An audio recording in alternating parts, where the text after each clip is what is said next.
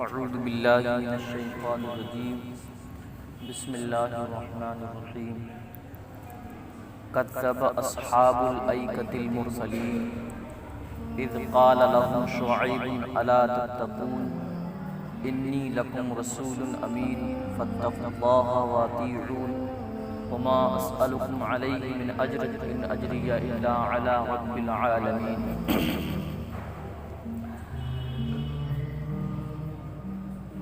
انبیاء اکرام کے واقعات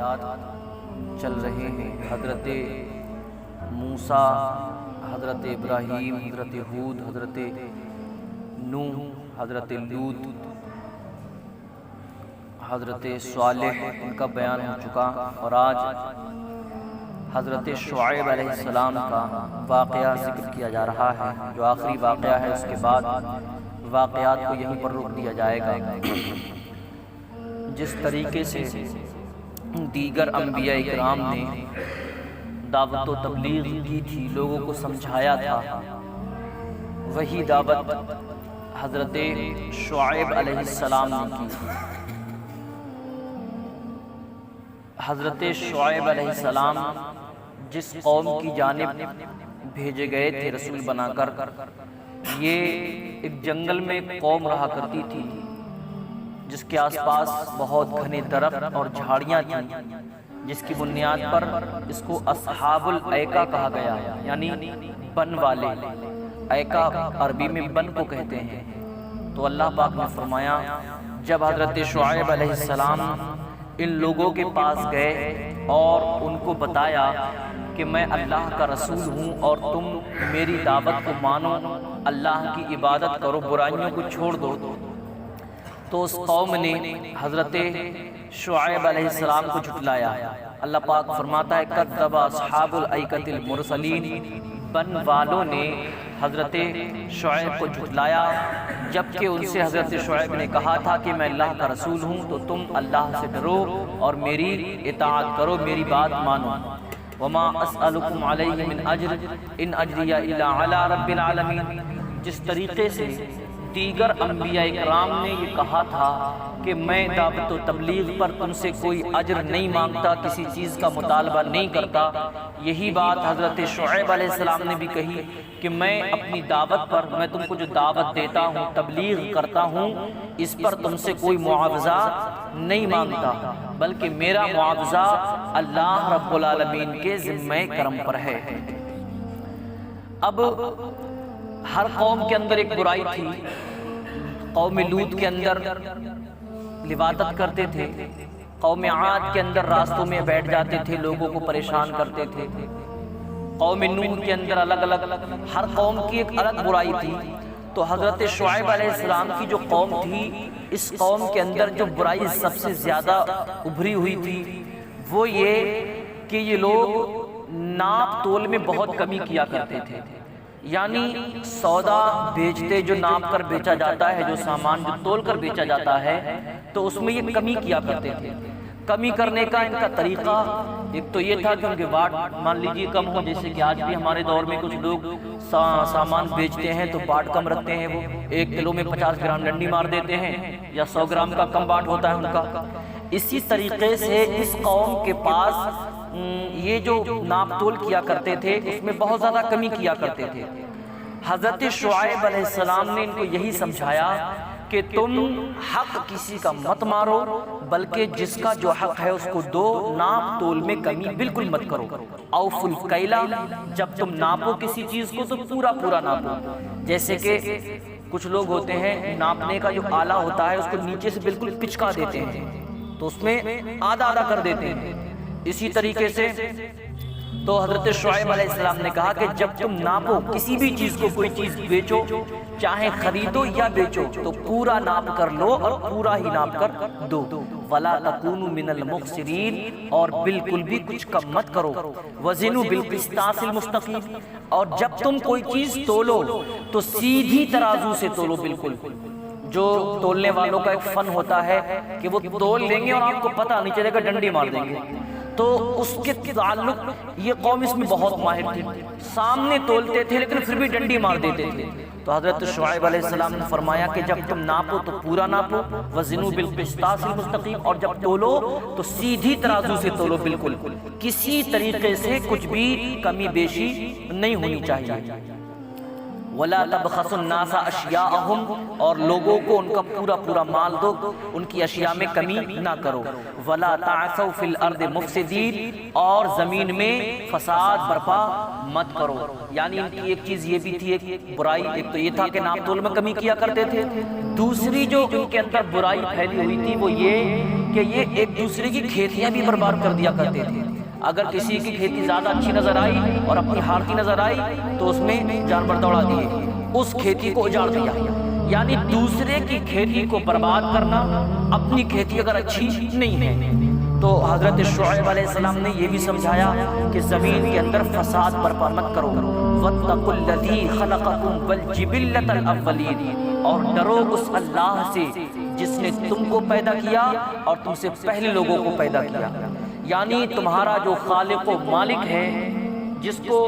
جس نے تم کو پیدا کیا ہے، اپنے اس پروردگار سے ڈرو اور اپنے ان تمام معاملات میں بالکل انصاف کے ساتھ کام کرو، کسی طریقے سے کمی بیشی، حرام طریقے سے رزق حاصل مت کرو۔ قالوا انما انت من المسحرین، جب حضرت شعیب علیہ السلام نے یہ دعوت دی، لوگوں کو سمجھایا، تلقین کی،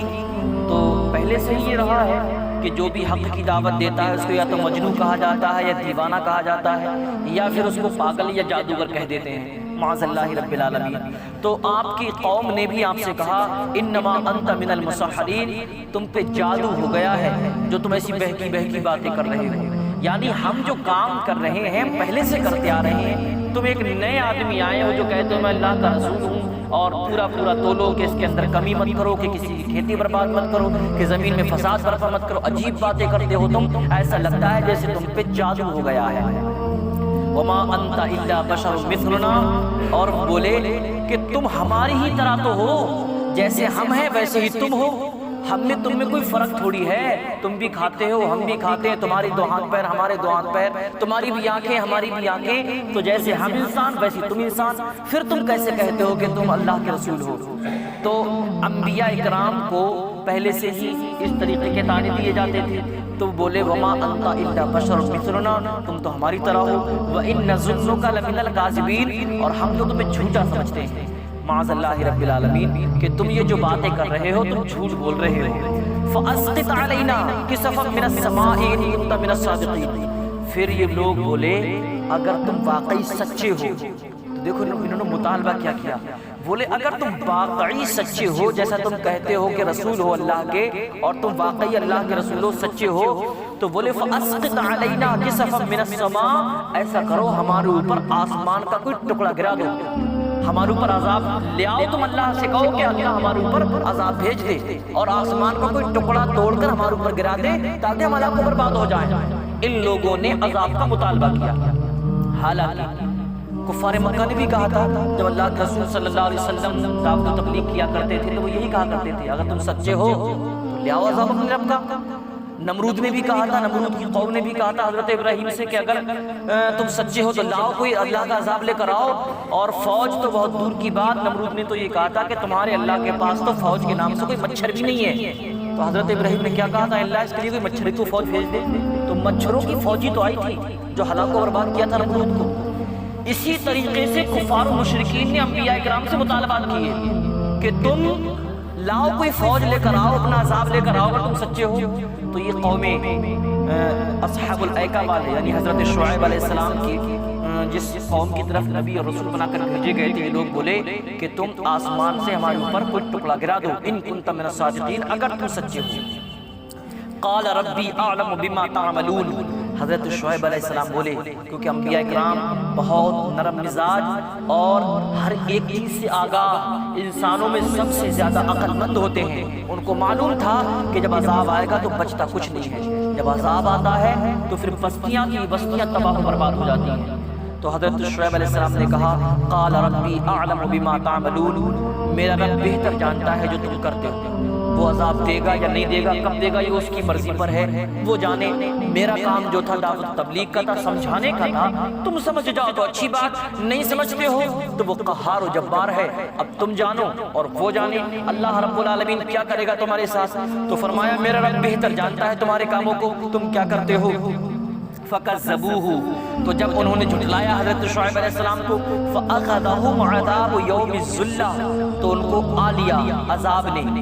شامیانے کے عذاب نے۔ جس طریقے سے قوم نوح پر جو عذاب آیا تھا کہ آسمان سے پانی کے دروازے کھول دیے گئے تھے، موسلادھار پانی برس رہا تھا اور زمین پانی ابال رہا تھا بالکل، تو پوری دنیا ڈوب گئی تھی اس میں، پوری قوم نوح تباہ و برباد ہو گئی تھی سوائے ان لوگوں کو جو ایمان لے کر آئے۔ حضرت لوط علیہ السلام کی قوم پر آسمان سے پتھروں کی بارش کی گئی تھی، زمین کو پورا الٹ دیا گیا تھا۔ اسی طریقے سے اس قوم پر جب عذاب آیا تو اس قوم کا عذاب یہ تھا،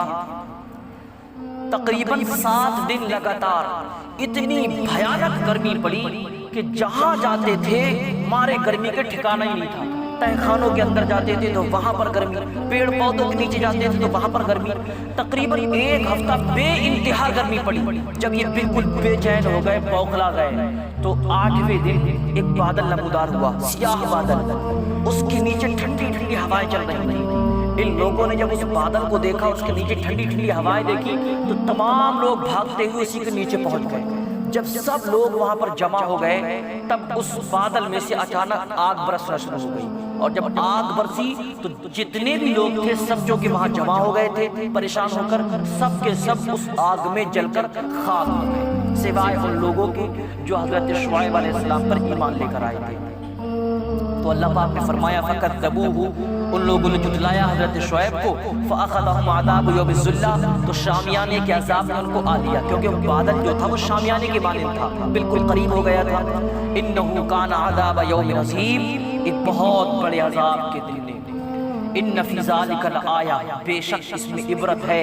نشانی ہے، وما کان اکثرهم مؤمنین، عقل مند لوگ وہ ہیں جو ان باتوں کو پڑھیں، ان کو سنیں اور عبرت حاصل کریں، اور برائیوں کو چھوڑ کر اللہ کی عبادت میں لگ جائیں، کیونکہ وہ لوگ انہوں نے جب نہیں مانا تو اللہ کا عذاب آیا اور سب ہلاک ہو گئے۔ وما کان اکثرهم مؤمنین، اور ان میں سے زیادہ تر لوگ بے ایمان تھے۔ وان ربک لہو العزیز الرحیم، بے شک آپ کا رب بہت غالب، عزت و عظمت والا، بے نہایت مہربان ہے۔ وَإِنَّهُ لَتَنزِيلُ رَبِّ الْعَالَمِينَ، یہاں یہ 5 یا 6 نبیوں کے واقعات کو بیان کرنے کے بعد اب اللہ رب العالمین فرماتا ہے، چونکہ کفار مکہ کو تبلیغ ہو رہی تھی تو وہ ایمان لے کر نہیں آئے تھے، تو جب وہ ایمان نہیں لاتے تھے تو حضور کو تھوڑا رنج ہوتا تھا کہ میں کتنا سمجھاتا ہوں ان کو، کتنے پیار سے سمجھاتا ہوں، اللہ کے عذاب سے ڈراتا ہوں، لیکن پھر بھی یہ مانتے نہیں، سمجھتے نہیں، تو کبھی کبھی تھوڑا رنج ہوتا تھا۔ تو پھر یہ واقعات حضور کی تسلی کے لیے بیان کیے گئے تھے۔ اب کفار مکہ چونکہ قرآن کو یہ کہتے تھے کہ قرآن جو ہے یہ جادوگری ہے، یہ کہانت ہے، یہ شعر و شاعری ہے، تو اللہ رب العالمین نے فرمایا وَإِنَّهُ لَتَنزِيلُ رَبِّ الْعَالَمِينَ، بے شک یہ نازل کیا گیا ہے اس رب کی جانب سے جو تمام جہان کا رب ہے، یعنی تمام جہان کا جو پالنہار ہے، پروردگار ہے، اس کی جانب سے یہ قرآن نازل کیا گیا۔ یہ کوئی شعر و شاعری یا کہانت یا جادوگری نہیں ہے۔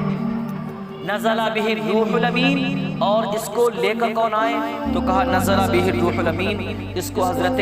روح الامین یعنی جبریل امین لے کر آئے ہیں۔ حضرت جبریل کو روح الامین اس لیے کہتے ہیں کیونکہ ایک تو قول یہ ہے کہ حضرت جبریل کو روح سے پیدا کیا گیا، اور امین اس لیے کہتے ہیں کہ حضرت جبریل وہ فرشتے ہیں جو انبیاء کرام کے پاس وحی لے کر آتے تھے، امانت دار تھے، اس لیے ان کو روح الامین کہتے ہیں۔ تو فرمایا یہ قرآن نازل کیا گیا ہے اللہ کی جانب سے، اور اس کو لے کر اترے ہیں حضرت جبریل علیہ السلام علی قلبک،